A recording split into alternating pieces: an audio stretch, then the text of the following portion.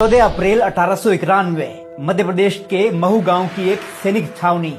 यहाँ रामजी सकपाल और भीमाबाई के घर एक बच्चे ने जन्म लिया। नाम रखा गया भीवा। लेकिन भीवा का बचपन संघर्षों से भरा रहा। सिर्फ 5 साल की उम्र में उनकी मां का साया उनके सर से उठ गया। इसके बाद उनकी बुआ ने उनकी परवरिश की जिम्मेदारी संभाली। 1894 में पिता रामजी सकपाल आर्मी से रिटायर्ड होकर सतारा आ गए। यहाँ भीवा को प्रताप सिंह हाई स्कूल में दाखिला दिला दिया गया।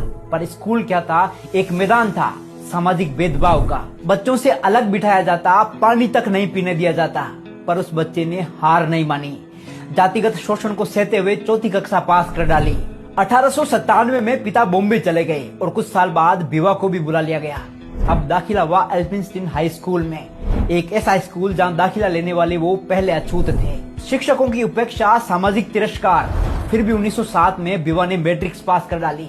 इसी दौरान 1906 में विवाह हुआ रमाबाई से। और फिर 1912 में बॉम्बे यूनिवर्सिटी से इकोनॉमिक्स और पॉलिटिकल साइंस में बीए किया, वो भी टॉप रैंक से। ये उपलब्धि देखकर बड़ौदा के महाराजा सयाजीराव गायकवाड़ स्तब्ध रह गए।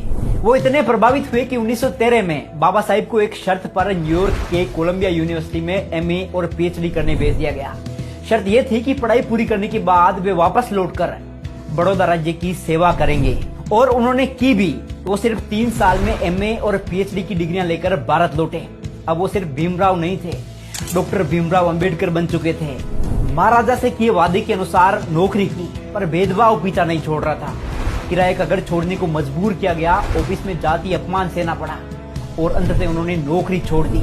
लेकिन अब उनकी नजर शिक्षा और न्याय की क्रांति पर थी। लंदन गए, जहाँ उन्होंने लंदन स्कूल ऑफ इकोनॉमिक्स से पीएचडी, डीएससी और बैरिस्टरेट लॉ की डिग्रियां प्राप्त की। फिर भारत लौटकर उतर पड़े जातिवाद के रंग में रंगे भारत को बेरंग करने। बाबा साहिब ने महिलाओं, दलितों, आदिवासियों और पिछड़े वर्गों के अधिकारों के लिए संघर्ष की मशाल जलाई। वो आवाज बन गए आशा और अधिकार की। धीरे धीरे उन्हें हर कोई जानने लगा था। अब वो बाबा साहिब डॉक्टर भीमराव अंबेडकर बन चुके थे, एक नाम जो सामाजिक न्याय का प्रतीक बन चुका था।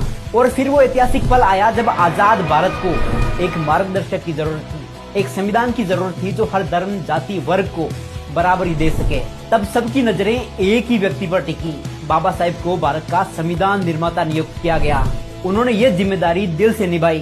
देश के हर नागरिक को ध्यान में रखते हुए सिर्फ 2 साल 11 महीने में रच डाला दुनिया का सबसे बड़ा और सर्वश्रेष्ठ संविधान।